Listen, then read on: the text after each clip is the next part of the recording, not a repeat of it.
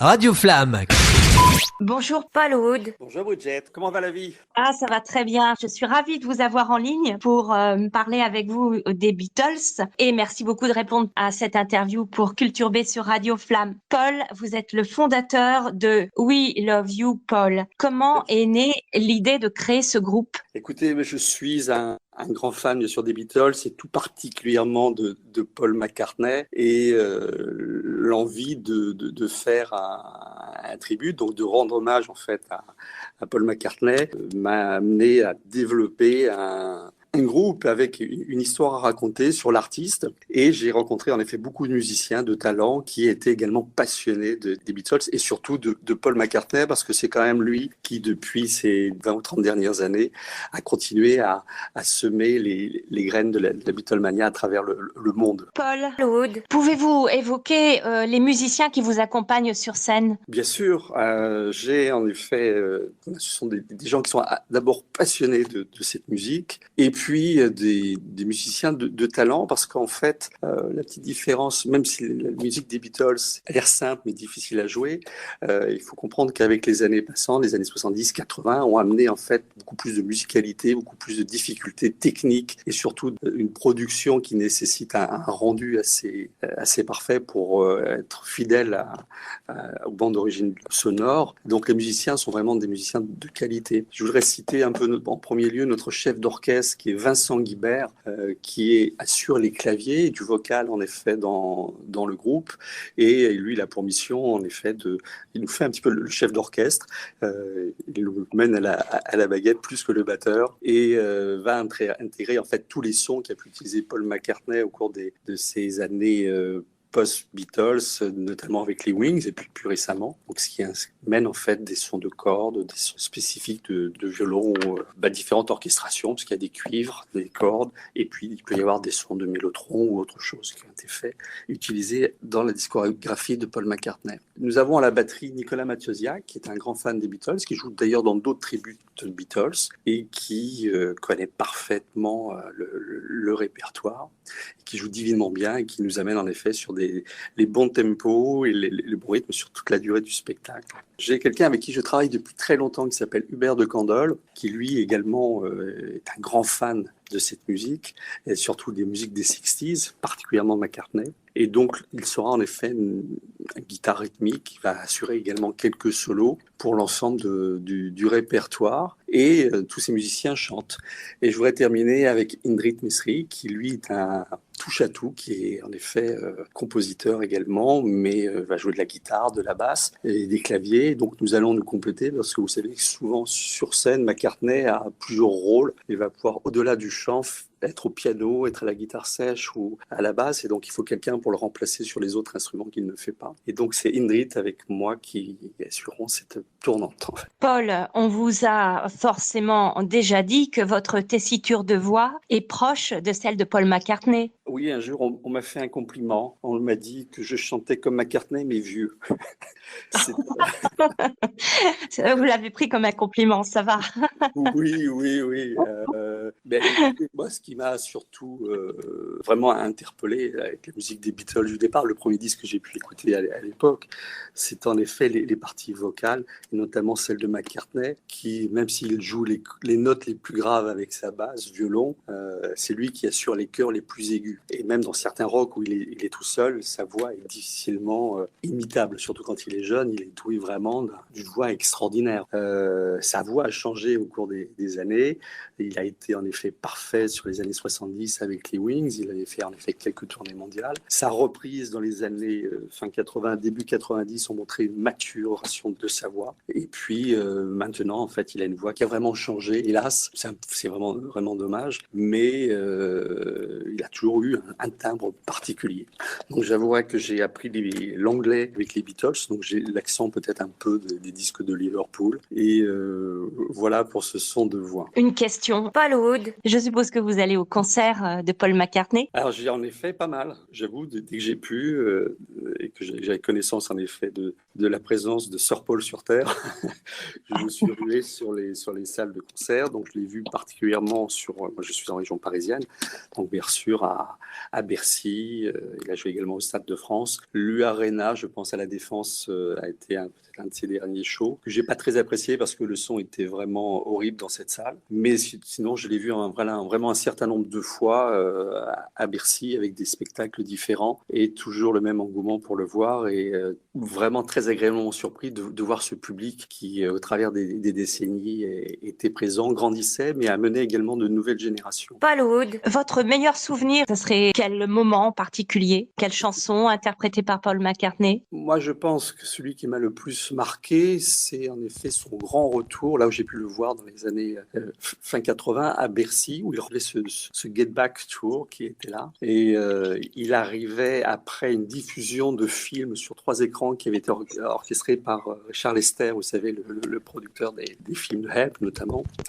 Et il y avait 3 écrans où on voyait différentes étapes de sa vie avec les Beatles en solo et avec les Wings. Et ensuite, la lumière s'éteignait dans la salle. Il y avait un genre de note de basse qui vrombissait. Il montait sur je pense, avec un genre d'escalator. Et on le voyait arriver dans la fumée qui était sur scène. Et il a attaqué en fait avec un morceau qui s'appelait Figure of Hate sur son album Flowers in the Dirt, qui venait de sortir et qui le ramenait en fait comme un phénix un peu à la une de tous les médias, de tous les shows sur la scène internationale. C'était son grand retour en fait sur scène. Et donc il attaque avec ce morceau, il envoie une voix très, très rock'n'roll et c'était assez incroyable. Paul de We Love You, Paul. Paul, vous êtes d'accord avec moi, les Beatles ont révolutionné la musique. Est-ce que vous diriez aujourd'hui que l'influence des Beatles est encore présente dans les musiques actuelles et la musique de Paul McCartney? Oui, bien sûr, je vais dire oui, parce que je vais être très enthousiaste. Ce qu'ont fait les Beatles dans les années 60 a vraiment marqué plusieurs générations. On retrouve d'ailleurs des générations de musiciens français qui sont très, très, très marqués par cette musique-là. J'ai vu une interview de quelque temps du chanteur-batteur du groupe Il était une fois, Serge Collen, étaient des grands fans des Beatles. On a, je pense, des gens qui sont beaucoup plus proches que nous, que ce soit Pascal Obispo ou d'autres de cette trempe-là, qui sont également des grands fans des Beatles. Donc la musique, en effet, la façon dont ils ont interprété les choses, de la simplicité, paraissait évident, gai et toujours très positif. Ça, c'est important. Les Beatles ont toujours délivré un message positif, même quand ils voulaient dénoncer une révolution, quelque chose comme ça. Ils restaient en effet toujours positifs dans leurs propos. Voilà, cette joie a été capitale. Je pense la transmission de leur œuvre, parce qu'on peut parler vraiment d'une œuvre, puisqu'en quelques années, ils ont écrit quand même plus de 200 chansons, et je pense que 90% sont des perles. Très peu de choses pourraient en effet ne plus vouloir écouter des Beatles. Ils ont été vraiment incroyables, et même à leur tout début, où ils faisaient quand même quelques reprises de chanteurs de rock'n'roll anglais ou américains, ils ont su transcender également les morceaux qu'ils reprenaient. Paul Wood, vous avez entendu parler, bien sûr, de l'intelligence artificielle et de l'extrait de voix de John Lennon qui va être ajouté à un enregistrement a priori de Now and Then, oui. Donc un single des Beatles. Que pensez-vous de cela? Écoutez, c'est jouer avec le feu. Pourquoi? Parce que cette chanson, en fait, on la connaît déjà depuis 1992-1993. Vous savez, quand les Beatles, John, il n'était plus là, mais quand Paul McCartney, George Harrison et Ringo Starr se sont retrouvés pour faire l'anthologie des Beatles, donc il y avait un coffret, en effet, ou 3 coffrets double audio, plus une série de vidéos. Et à l'époque, ils avaient déjà travaillé un peu des chansons de John Lennon, qui étaient des maquettes, où ils ont pu extraire les voix ou remettre des choses dessus et faire comme si John leur avait laissé un travail en cours, que c'était à eux de le terminer. Et parmi les chansons, il y a en effet Now and Then, qui avait été abordé à l'époque, et sous une décision de George Harrison, il ne voulait pas en effet que cette chanson soit produite définitivement. Et donc, vous savez, pour les Beatles, tout ce que faisaient les Beatles, c'était voter à 4 voix uniques. Si un n'était pas d'accord, les autres arrêtaient tout de suite. George n'est plus là, donc il ne peut plus dire non. Je ne sais pas pourquoi Paul veut aller jusqu'au bout de ce projet. J'ai entendu déjà des choses, mais je ne sais pas si ce sont les versions définitives d'autres personnes qui se sont emparées du dossier, entre guillemets. Mais cette chanson était déjà parue il y a un peu plus de 20 ans, et elle était en effet très lénonienne, vraiment très intéressante. Donc on verra en effet ce que ça donne. Beatles. Mais c'est vrai que l'intelligence artificielle bouscule pas mal de choses. Alors je ne sais pas jusqu'où elle va. Ce que donnaient déjà les possibilités techniques dans le studio d'enregistrement pour extraire des voix ou extraire des instruments, on sait que c'est des choses qui existaient déjà plus ou moins. On a vu apparaître en ce qui concerne McCartney, en fait, la production de disques les plus récents qu'il ait pu produire, sur lesquels on avait changé sa voix. Je disais tout à l'heure qu'en effet, McCartney a eu sa voix qui a changé avec les années, et des gens ont trouvé astucieux de mettre sur les derniers disques en fait une voix qu'il avait il y a un peu plus de 20 ans. Enfin, la tessiture de sa voix était en effet, on entend du Paul McCartney jeune chanter des chansons récentes, et c'est assez surprenant. Où est la limite? Je ne sais pas, est-ce que c'est surtout le plaisir d'avoir en effet quelque chose qui sort à un instant T et profiter de ça, et puis longtemps après se dire bah voilà ce qu'on faisait à l'époque, ou alors d'avoir quelque chose qui soit dénaturé en permanence, et on a l'impression que vous savez que c'est un repas qui a été préparé il y a 6 mois mais qu'on vous ressort s'il est du bord de l'heure.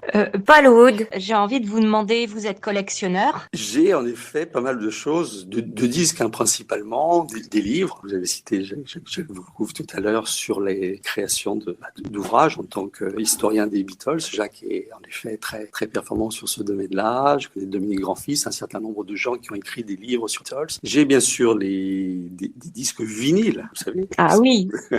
Des vinyles. Et quand j'ai commencé à m'intéresser aux Beatles, moi j'étais déjà hors saison pour l'époque, mais je me suis attaché à retrouver les disques d'origine dans des foires à tout, au Puce de Paris, où j'ai pu récupérer en effet les premiers vinyles des Beatles, 33 tours et 45 tours, pour avoir ma propre collection et avoir ce son. Et vous voyez, déjà à l'époque, on voyait sur les années ce qu'on appelle des pressages, avec des mixages un petit peu différents d'année en année, parce que la technologie a amené certaines choses. D'ailleurs, quand on a réédité le catalogue des Beatles, on a pu déjà avoir un peu de modification dans le rendu des sons. Et donc, on peut se dire, bah voilà, est-ce que c'est plutôt intéressant d'avoir un son qui nous semble parfait aujourd'hui, ou alors le son original de l'époque. C'est comme si, en fait, on prenait un tableau de Gauguin, de Van Gogh, et puis qu'on le refasse aujourd'hui avec l'intelligence artificielle, pour savoir si ça serait mieux ou pas. Je sais pas, c'est à vous de me le dire. Paul de We Love You, Paul. J'aime beaucoup vos allégories, c'est très intéressant. Radio Flamme.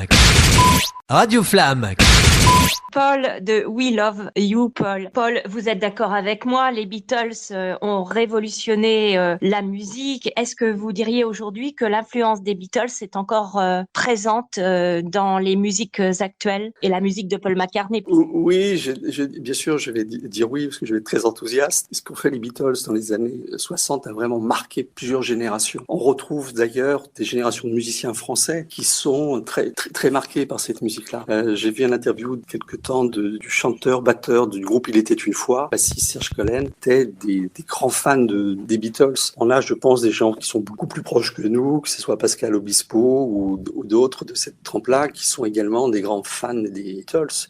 Donc la musique, en effet, la façon dont ils ont interprété les choses, la simplicité, paraissait évident, gai et toujours très positif. Ça, c'est important. Les Beatles ont toujours délivré un message positif, même quand ils voulaient dénoncer une révolution, quelque chose comme ça. Ils restaient en effet toujours positifs dans leurs propos. Voilà, cette joie a été capitale.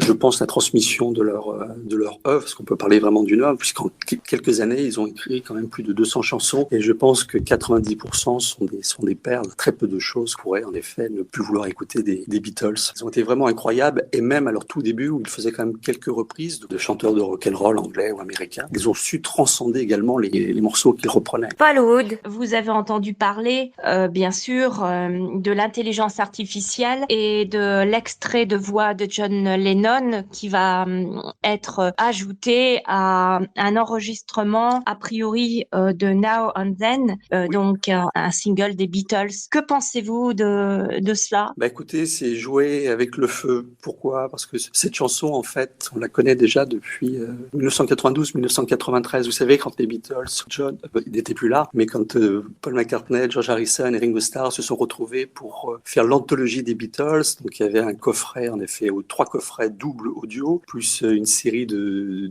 vidéos. Et à l'époque, ils avaient déjà travaillé un peu des chansons de John Lennon, qui étaient des maquettes, où ils ont pu extraire les voix ou remettre des choses dessus et faire comme si John leur avait laissé un travail en cours, que c'était à eux de le terminer. Et parmi les chansons, il y a en effet Now and Then, qui avait été abordé à l'époque, et sous une la décision de George Harrison ne voulait pas en effet que cette chanson soit produite définitivement. Et donc, vous savez, pour les Beatles, tout ce que faisaient les Beatles, c'était voter à 4 voix uniques. Si un n'était pas d'accord, les autres arrêtaient tout de suite. George n'est plus là, donc il ne peut plus dire non. Je ne sais pas pourquoi Paul veut aller jusqu'au bout de ce projet. J'ai entendu déjà des choses, mais je ne sais pas si ce sont les versions définitives d'autres personnes qui se sont emparées du dossier, entre guillemets. Mais cette chanson était déjà parue il y a un peu plus de 20 ans et elle était en effet très lénonienne, vraiment très intéressante. Donc on verra en effet ce que ça donne. Mais c'est vrai que l'intelligence artificielle bouscule pas mal de choses. Alors je ne sais pas jusqu'où elle va. Ce que donnaient déjà les possibilités techniques dans le studio d'enregistrement pour extraire des voix ou extraire des instruments, on sait que c'est des choses qui existaient déjà plus ou moins. On a vu apparaître en ce qui concerne McCartney, en fait, la production de disques les plus récents qu'il ait pu produire, sur lesquels on avait changé sa voix. Je disais tout à l'heure qu'en effet, McCartney a eu sa voix qui a changé avec les années et des gens ont trouvé astucieux de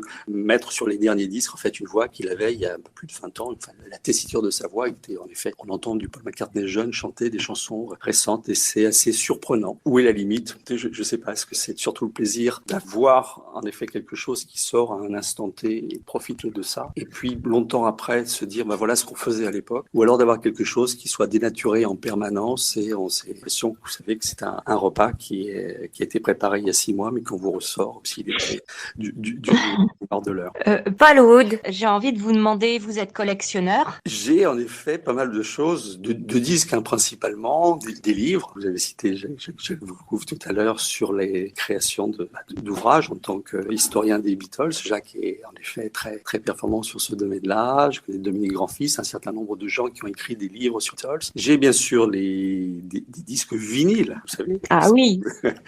Des vinyles. Et quand j'ai commencé à m'intéresser aux Beatles, moi j'étais déjà hors saison pour l'époque, mais je me suis attaché à retrouver les disques d'origine dans des foires à tout, au Puce de Paris, où j'ai pu récupérer en effet les premiers vinyles des Beatles, 33 tours et 45 tours, pour avoir ma propre collection et avoir ce son. Et vous voyez, déjà à l'époque, on voyait sur les années ce qu'on appelle des pressages, avec des mixages un petit peu différents d'année en année, parce que la technologie a mené certaines choses. D'ailleurs, quand on a réédité le catalogue des Beatles, on a pu déjà avoir un peu de modification dans le rendu des sons. Et donc, on peut se dire, est-ce que c'est plutôt intéressant d'avoir un son qui nous semble parfait aujourd'hui, ou alors le son original de l'époque. C'est comme si, en fait, on prenait un tableau de Gauguin ou Van Gogh, et puis qu'on le refasse aujourd'hui avec l'intelligence artificielle, pour savoir si ça serait mieux ou pas. Je sais pas, c'est à vous de me le dire. Paul de We Love You, Paul. J'aime beaucoup vos allégories, c'est très intéressant. Paul de We Love You, Paul. Votre groupe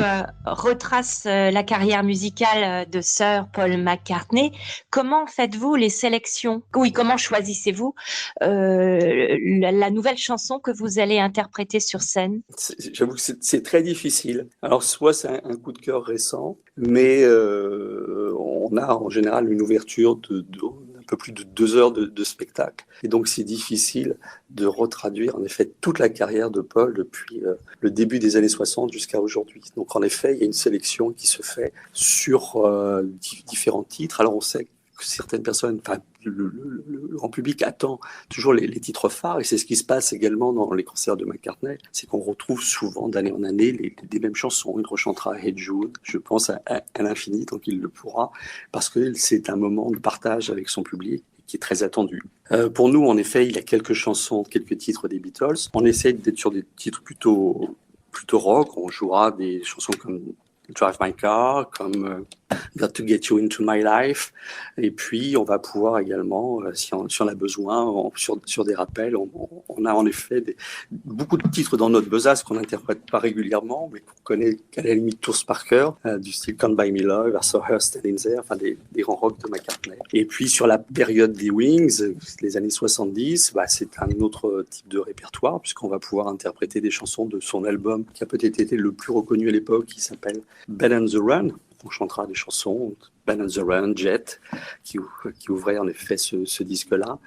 D'autres d'ailleurs, je crois qu'on fait Let Me Roll It, on va jouer 1985, 1985, on a joué Bluebird, on a fait beaucoup de choses.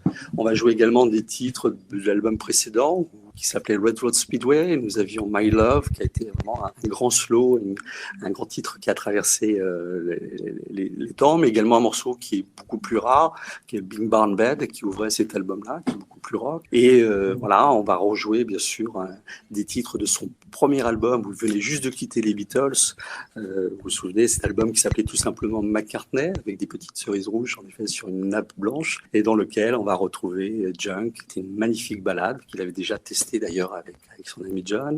On va jouer un titre, pour moi, ses plus belles compositions, et une de ses plus belles voix en termes d'interprétation à l'époque, qui était Maybe I'm a Mess. Voilà, et on jouera en effet tous les albums quasiment de McCartney. On parlait tout à l'heure de l'album qui s'appelait Flowers in the Dirt, son grand retour. Sur cet album-là, on a joué en effet 2 chansons qui sonnaient très très Beatles à l'époque, qui étaient My Brave Face, et bien sûr quelques titres sur les répertoires les plus récents, même sur, vous savez, le disque qu'il a fait sur le jazz, qui s'appelait My Valentine, peut-être que ça vous parle. Voilà, ce sont des titres qu'on va pouvoir en effet interpréter. Puis si sur le dernier album en cours, il y a une chanson vraiment qu'on trouve remarquable, on va en effet pouvoir se l'approprier. Paul Wood, quelle est l'actualité du groupe We Love You, Paul? Écoutez, on a eu c'est par période. En fait, le positionnement de We Love You, Paul est assez particulier parce que vous avez des dizaines de groupes qui sont des tributes Beatles uniquement, des groupes qui peuvent être excellents et d'autres beaucoup moins, et avec vous savez les costumes, on s'habille en Sgt. Pepper, on s'habille, etc. Donc ça, je pense que c'est quelque chose qui est très demandé, mais nous on s'est vraiment éloigné de ça. L'idée, c'est vraiment de rendre hommage à la musique. On a en effet une approche où on va rester nous tout à fait d'abord respectueux de la musique originale. On va essayer de retrouver le son. Et puis, on va se l'approprier comme le ferait McCartney sur scène aujourd'hui. C'est-à-dire qu'on ne lit pas de partition. On a ces morceaux qui coulent dans nos veines, donc on les exprime comme ça.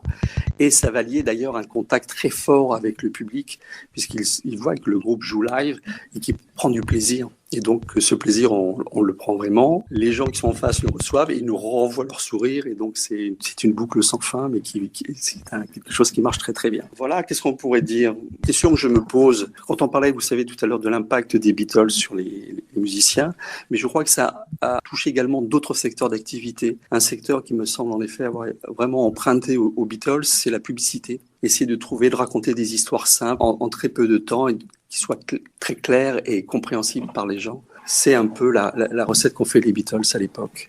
Et puis, il y a également peut-être quelqu'un dont on doit parler, c'est George Martin, le producteur, et toute son équipe des studios d'Abbey Road, puisque quand on écoute en fait la production, les disques définitifs des Beatles de l'époque versus les concurrents entre guillemets qu'ils pouvaient avoir, je pense aux Kings, aux Rolling Stones, aux Who, etc. La qualité sonore de leurs disques était largement supérieure, vraiment en temps réel. Et les autres, il leur fallait plusieurs mois, voire plusieurs années pour récupérer en effet ce niveau de production. Et ça a été très important. C'est une précision effectivement très importante. D'ailleurs, j'ai failli vous demander pourquoi être fan des Beatles plutôt que des Rolling Stones. La question un peu bête, mais du coup, ce que vous venez de dire répond en partie. Le rendu sonore dans le disque d'une qualité supérieure. Alors, il y a ça, et puis ce qui a permis de mettre véritablement en valeur les voix. C'est les voix, oui. Vous imaginez, quand ils chantent Help, les premières secondes de Help, vous avez une dynamique, quelque chose de magique, qu'ils n'ont même pas pu d'ailleurs, eux, refaire en studio. Parce qu'ils l'ont enregistré, ils n'ont pas enregistré ça à Abbey Road, mais c'est dans un autre studio, et quand ils ont voulu le refaire, ils ne pouvaient pas. C'était vraiment les premiers jets qui étaient les meilleurs.